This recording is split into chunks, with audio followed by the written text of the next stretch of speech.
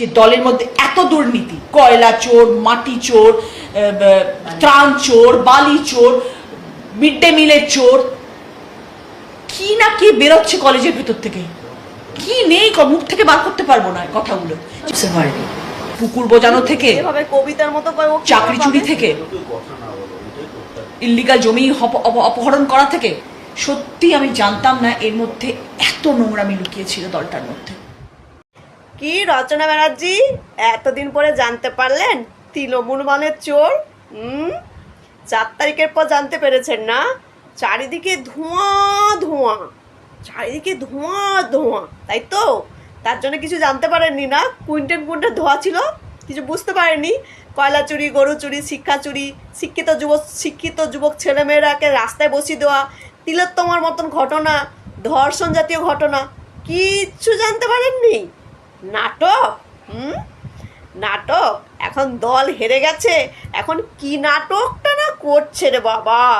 যখন মমতা ব্যানার্জির সাথে প্রথম মিটিংয়ে গেছিল হুগলিতে, তখন বলছিল কত শিল্প করেছে দিদি আমাদের, কত শিল্প। সবাই যখন ট্রোল করলো, তখন রাস্তায় দাঁড়িয়ে ইট ভাটা ধোঁয়া দেখি বলছি, এই দেখো কত ধোঁয়া। বলছি এত ঝাল লেগেছে কেন? দিদি নাম্বার 1 থেকে লাথি মেরে বের করে দিয়েছে। সত্যি রচনা দিদি এরকম একটা সুন্দরী মহিলাকে বের করে দিল।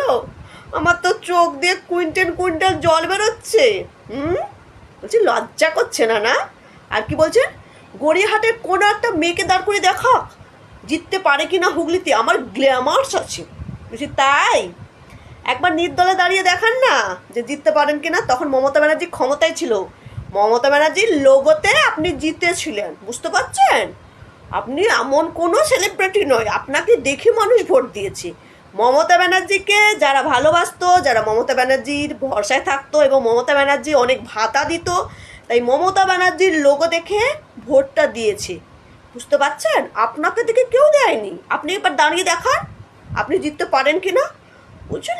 আমি বলছি আর আপনার কথা কেউ শুনবে না, সবাই মজা নেবে। সে তৃণমূলে নেবে, বিজেপি নেবে, সিপিএমও নেবে, জনগণ নেবে। কারণ আপনি যা ধরনের মহিলা না, সবাই চিনে গেছে।